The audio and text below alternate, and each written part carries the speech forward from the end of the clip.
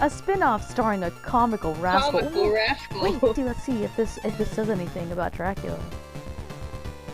Yep, Dracula's son! It is! It is Alucard! Whoa! Oh! So Ricky and Stitchy were right all along! Oh wow, they weren't liars. With its laugh-inducing content and a world full of gags, this spin-off is unlike anything else in the series.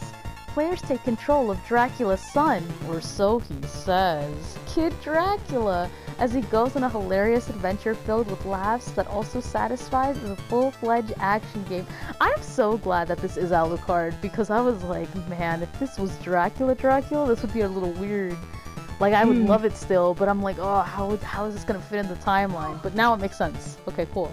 We're back on track. Wow! Wow! Ooh! Kid Dracula discovers the monster Garamoth. Oh, has laid claim to the... After waking from a 10,000-year slumber, Kid Dracula discovers the monster Garamoth has laid claim to the title of Demon King of the Netherworld. Kid Dracula sets out an adventure to remind Garamoth who's boss. Oh, the platform was a family computer. Look at that. Oh! That's so cool. The original game was released only in Japan.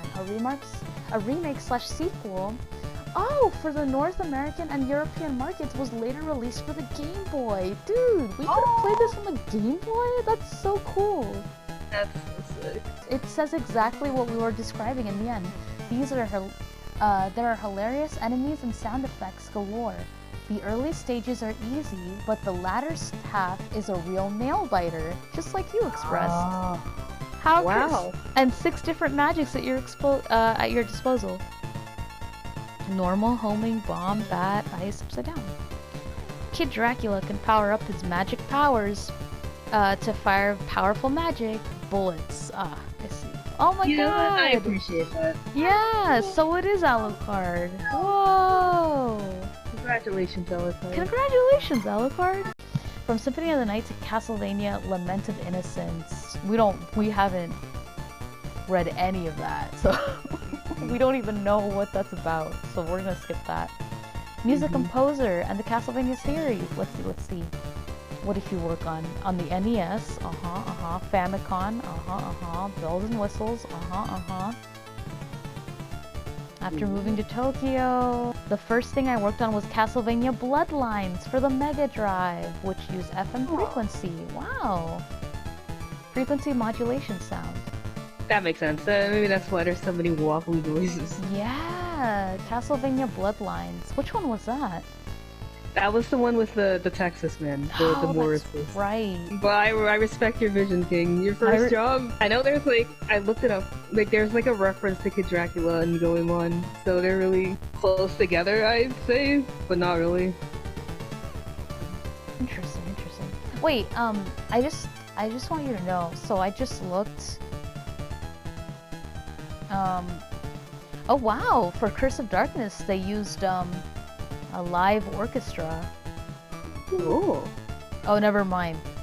I was so full of myself that I said we don't need an orchestra. We could do the same thing with sequencing. If we've got the budget to do that, I'd rather get a singer with a one-of-a-kind voice. I wanted to use Russell Watson, who I'm a huge fan of. And what's more, I said I wanted to have him sing on a track I'd made. The game's theme song, True to Your Dreams. However, if we sent him a job offer through the usual channels, I thought it'd just get buried through the other offers. Huh. Wow, so I guess I did it at the end. Use that clout. You know, there are people like that. You know, the Dragon Quest guy, not to talk about other games for too long, but like the Dragon Quest guy, the music guy, notorious for only using MIDIs throughout the entire 11 games that's been out, and it's only until the 11th remake where they decided to get an orchestrated version. He uses composers are LOL no, but wait, can I get someone I really like to work on this for me? Haha. I can't blame them. I mean, man, shoot your shot. Oh wow. Did you read that? I went to one of his concerts and waited for him to come out after the concert. We bought some flowers and a letter explaining we were in at the reception. But I don't think there was much chance of them actually making it to Russell himself. This was right after the concert. I introduced myself in broken English, and then someone who looked like his manager rushed over and gave me a business card and said to contact them at that number. I was over the moon. Aw, that's so sweet.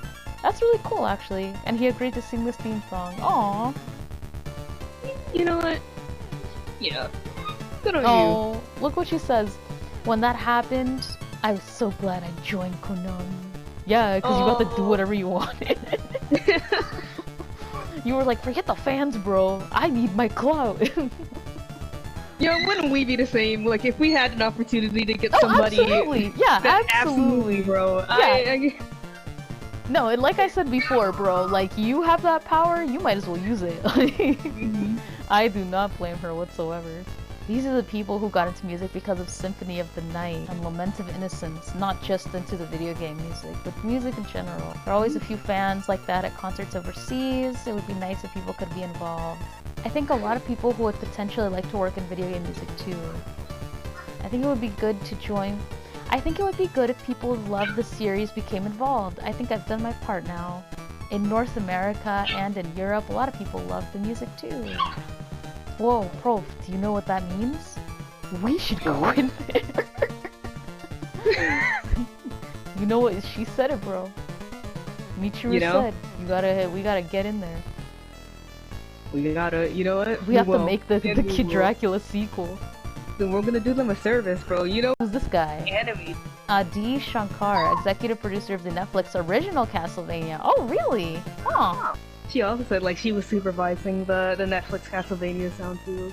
Right here. Oh, when I was supervising the series for Netflix, we were presented with designs that had larger-than-life American comic book style. I said that wasn't the Castlevania the fans knew. I said it should be animated using the style that Ayami Kojima created for Symphony of the Night. Oh look, what are the key words you think of when you hear Simon Belmont? Serious, durable, and child prodigy. I agree with that. His signature colors are blonde, brown, and tan, which I also agree with.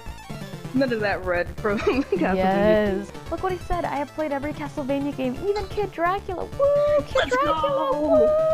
Wow. Bloody Tears. I feel like we listened to that at some point, didn't we? We did. Yeah. To a couple times. I think we liked it, right?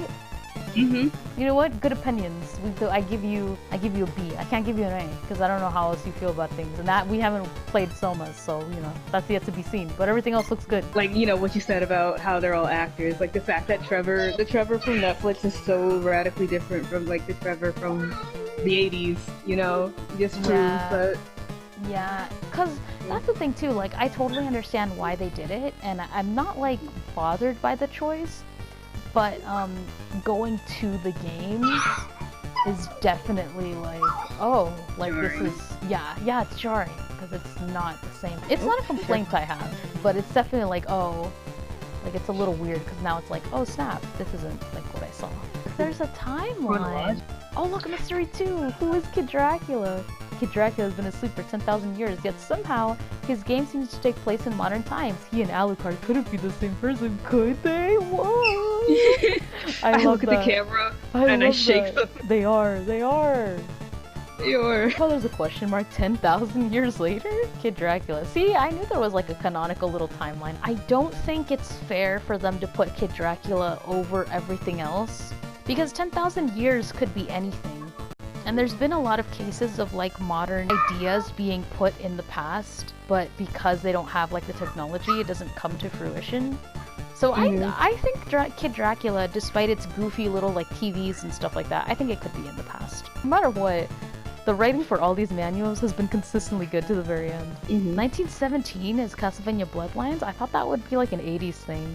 I don't know why. I guess because the style is very 80s-esque. I don't want to say steampunk, but like, you know, they had like gun factories that's like steam straight out of like maybe before World War. Oh, that's true. No, yeah, that's the factory boom. You're right. Yeah. Okay, that makes sense then. Yeah, 1476, 1576. I love that they have like actual years to all this too. Makes me really happy. Castlevania was 1591. Whoa! Woo! Let's go 1500s. 1500. 1897. Events mentioned in the manual for Castlevania Bloodlines, which have never been depicted in game. Oh, okay, so they're like, hey, this isn't technically canon, but like, it was in here one time. I think they were talking about like how Quincy Morris like fought and then died. Oh, yeah. Yeah, this all takes place pretty well. And Dracula's bloodline. Whoa. I love how it's just like Dracula, child. Alucard. Dracula, manipulated. Soil Beaumont. I shake my fist. Dracula.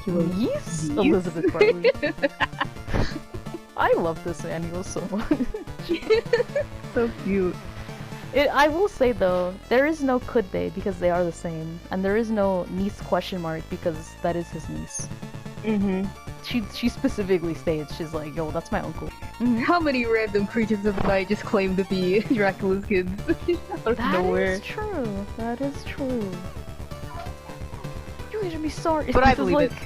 It's like my dad works at Nintendo, but my uncle is Dracula.